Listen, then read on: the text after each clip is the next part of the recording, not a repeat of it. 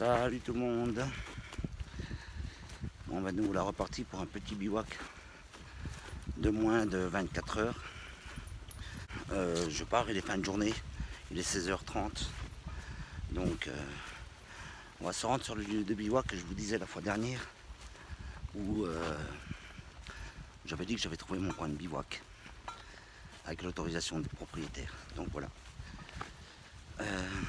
Donc on va sur ce lieu de bivouac. Et puis on se retrouve tout de suite. Allez, à tout de suite. Il faut juste que je trouve le bon endroit pour essayer de m'épuiser le moins que possible. Parce qu'il est 16h30. Voilà. Donc je vais essayer de regarder un peu à tout ça. Et en me promenant, voilà ce que j'ai découvert. C'est assez rare, un bac. Apparemment, ça fait un moment qu'il a abandonné parce que... Voilà, donc après avoir cherché pendant plus de 20 minutes un beau lieu, j'ai choisi celui-ci pour deux raisons. Terrain plat. Donc je viens de nettoyer le terrain. Alors pourquoi? Parce que, un, il y a des petites branches et tout ça. Vous voyez les petits brindilles qui sont là, par exemple. Deux, il y avait des cailloux. Et la troisième raison, c'est parce que, comme je vous avais dit, il y a de la mousse. Donc je vais poser la mousse au sol. Il n'y aura plus de cailloux, il n'y aura plus rien. Il suffit juste de secouer un petit peu comme ceci. Voilà, et il ne reste plus que la mousse. Donc voilà, la configuration est montée. Assez épaisse, mais j'aime bien. Donc on démarre d'ici, on remonte. On a un grand pan de toit et on redescend. Regardez un peu l'espace que j'ai dedans, c'est phénoménal. Voilà, donc vous connaissez tous le feu en tipi de Black Wolf, Christophe. Franchement, qui est une très bonne technique pour allumer un feu. On est pratiquement sûr à 99% de le réussir. Moi, je vais essayer un autre feu. C'est le feu en apprenti. Donc, j'ai fait comme un apprenti. Je viendrai mettre tout ça là, ici, en dessous. Juste un test, hein. Juste voir un peu si ça fonctionne bien. Ça peut être assez gai. Donc voilà, je l'ai recouvert. Pour quelques brindilles à remettre. Donc j'ai fait un petit toit en apprenti. Avec deux Y. Il y en a un qui est là. Yep, ici. L'autre à l'extrémité. Il est là. Ici en dessous. Voilà. Descend. J'ai mis une traverse. Et j'ai déposé mes brindilles par au-dessus. Voilà ce que ça donne. Donc je vais le tester, je vais bien voir. Encore quelques petits brindilles pour être sûr qu'il démarre. Et puis voilà. Voilà, donc en marchant, voilà ce que je viens de trouver. De la mousse. Voilà, donc ça c'est extrêmement inflammable. Hop, je le mets sur mon taverne. Un morceau là. Voilà. Je le mets sur mon taverne. Je suis bien installé. J'ai réussi à trouver de l'écorce de bouleau. Alors, je vais répondre à quelques questions qu'on m'a posées sur Facebook. Alors, je vais commencer par répondre à Nescapade. Je suis tout ouvert à aller avec toi une fois en bivouac. Le seul hic, il faut que tu répondes à l'email. Parce que si tu réponds pas à mon email, je peux pas, voilà. Je peux pas te contacter. Donc Nescapade, il n'y a pas de souci. Essaye de répondre à mon email ou tu tapes Jean-Luc Clément hypnologue sur Facebook. C'est ma page professionnelle et puis je te donnerai ma page privée pour les bivouacs. Une seconde question qu'on m'a posée, c'est comment je fais pour trouver des bois de propriétaires. Au fait, quand vous voyez marqué propriété privée, interdiction d'entrée, vous savez d'office que c'est privé. Donc là, en général, en France, peut-être pas en Belgique, mais en France, il y a souvent un numéro de téléphone inscrit en dessous. Donc vous contactez le propriétaire en lui demandant que vous voulez le rencontrer pour discuter avec lui.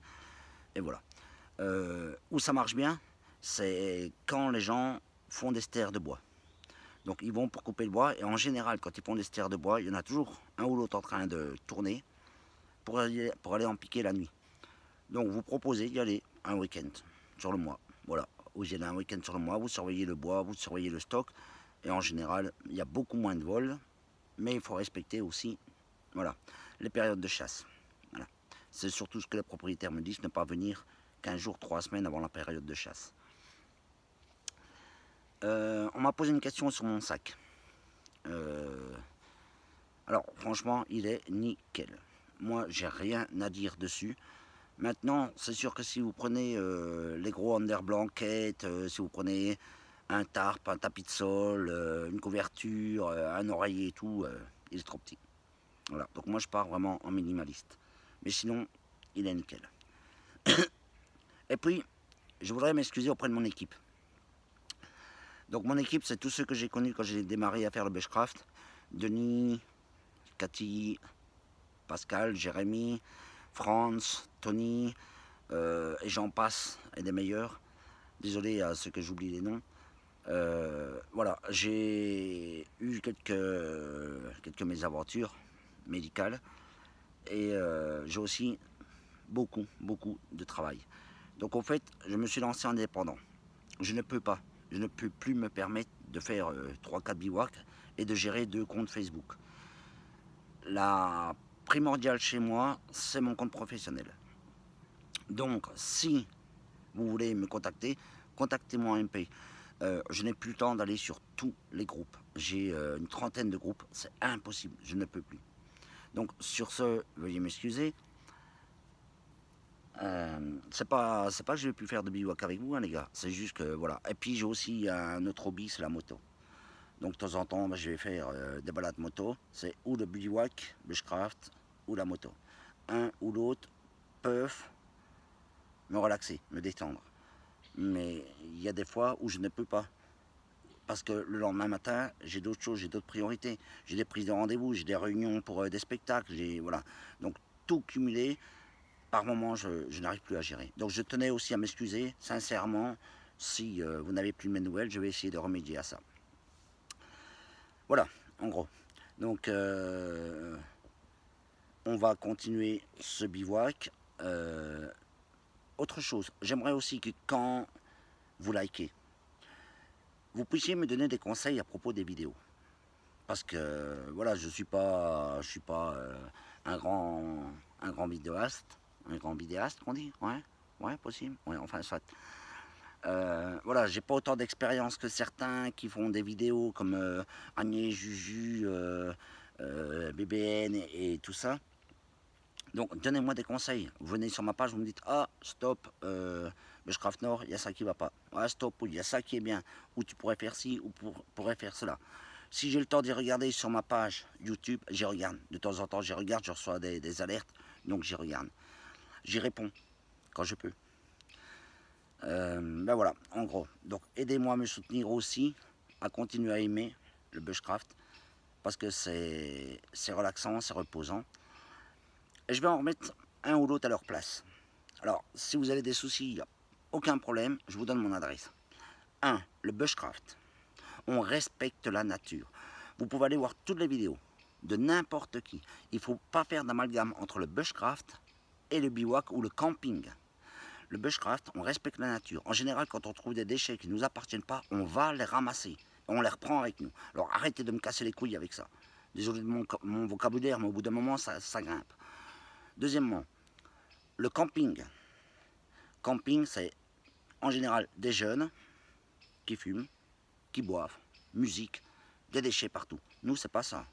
Nous, on fait notre petit feu, on est là, on a une semaine de travail éreintant, on a envie juste de se détendre et de se reposer. Donc on respecte la nature. Donc arrêtez de me poser des questions, les déchets, tchic et tchac. Si vous regardez bien les vidéos, c'est que vous ne les lisez pas jusqu'au bout.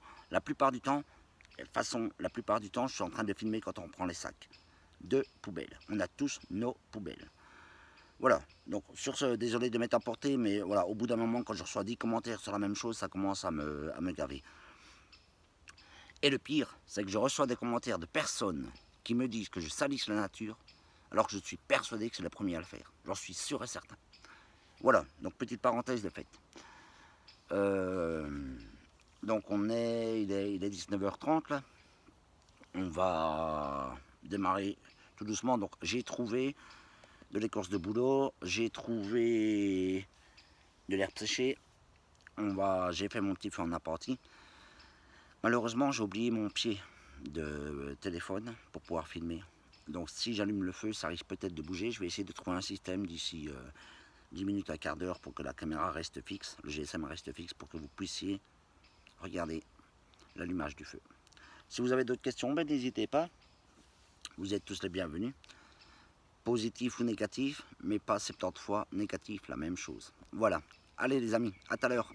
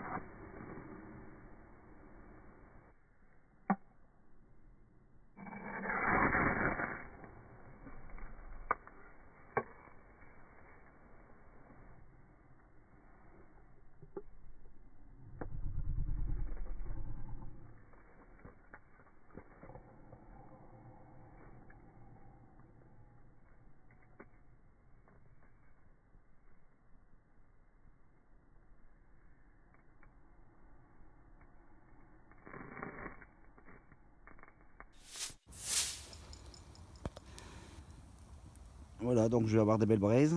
Alors pour le souper, c'est du riz, ici, avec des primadelles. Donc j'ai jamais goûté, je sais pas ce que c'est.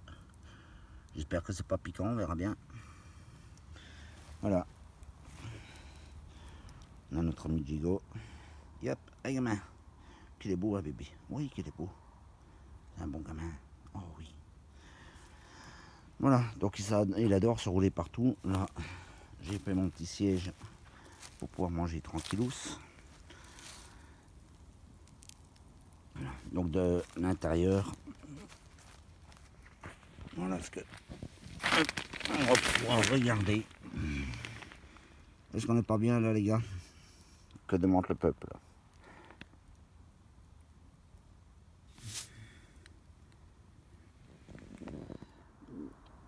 Bon ben voilà ce que donnent les pâtes et les primadelles. J'ai oublié de vous dire aussi, j'ai pris un petit rubis cabernet. C'est un petit rouge. Alors ils disent USA.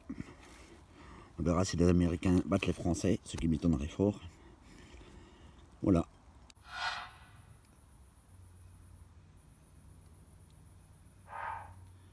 Donc voici ce que l'on voit de l'intérieur des tarpes. Donc là j'ai la lampe qui donne dessus, hein, les gars. Voilà. Si je coupe, hop. Diego qui est là. Et ma tasse de café. Ici. Hop, vous voyez, tac, hop, directement il démarre. Dès qu'il entend quelque chose. C'est rien, gamin, c'est un oiseau.